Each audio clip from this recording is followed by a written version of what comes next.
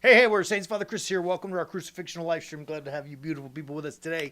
As I've told you before, my oldest will start college this year in the fall semester. Now, as my wife and I navigate through that and all the emotions, the excitement that we have for her, we just took her to the school for orientation, which means we got on a plane, flew to the town the college was in, and she spent a couple of days on campus doing orientation things, and my bride and my youngest and I just hung around, and we actually were in the same city where Greg just baptized his baby boy. Woo! So it was a fun weekend.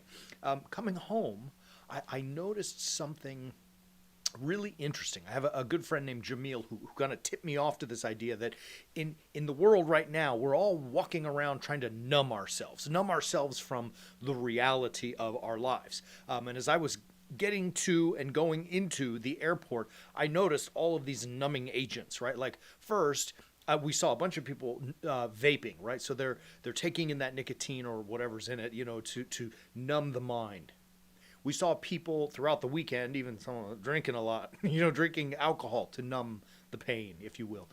The big numbing agent, are the phones. And that's the one that struck me in the airport. Everybody's head and neck was in the, is that supine? Is that the word? Supine position, looking down, right? It was weird because it struck him like they're exposing their necks to slaughter, right? Like in ancient Japan or England or amongst the Vikings, when someone was ready to be put to death, they would bow their neck and someone would chop, right? I mean, this is the position all these people around me in the airport were in. And constantly and for hours, I looked on the flight. We were a very long flight, and the entire trip, most of the people were in that supine position. Is that the right word? I hope that's the right word. Anyways, but they were in that bowed position, that submissive position, looking down, and the devices were, numbing the agony of being lost in their own mind for the long flight. So I decided myself, I'm not going to do it. I didn't watch any shows. I didn't, excuse me, I didn't get the web app or the internet, add on the planes and browse. I did nothing. I tried to sit there and think. And I noticed I got bored, right?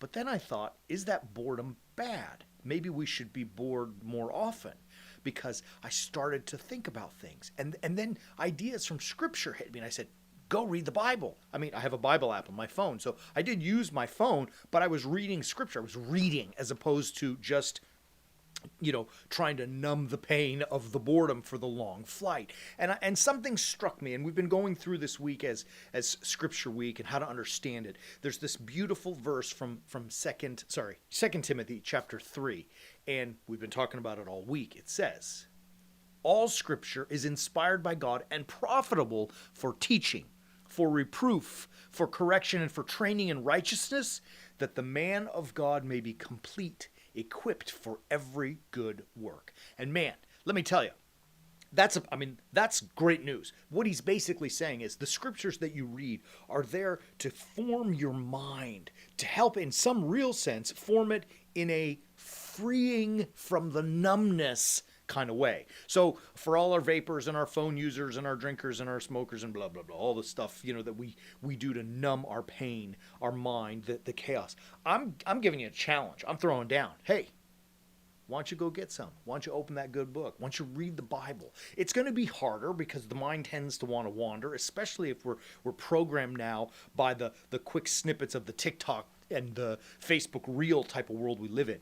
But if you can calm yourself just enough to start reading scripture, that which is good for reproof, correction, for training, it will make you into the very best man and woman that you can be. This is what being a warrior saint is all about. In fact, I just had an idea. Maybe next week, we'll see when we get there, but we might talk about distractions and boredom and focus, because that's a really powerful thing in my mind.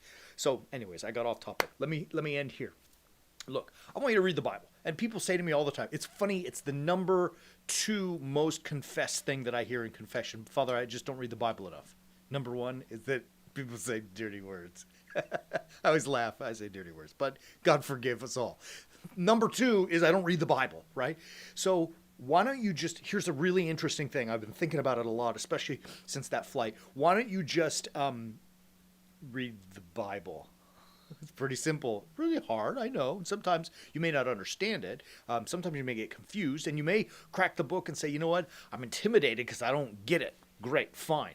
Get into it. I'll take care of the explanations for you and helping make it clear. We've got a program coming, warriorsaints.org. We've been pushing it all week. We're going to push it forever because we're excited. It is understanding the Bible to help us do that very thing. So your job, as of right now, start reading the good book every day. I don't care if it's one page, one chapter, or the entire book or epistle that you're reading. Get some. No more sitting around. No more procrastinating. Let's get it. Get yourself out of that supine position. Let's get yourself into a power position as a warrior saint. We're going to be back tomorrow with more fun stuff. As always, keep walking on the way of the warrior saint.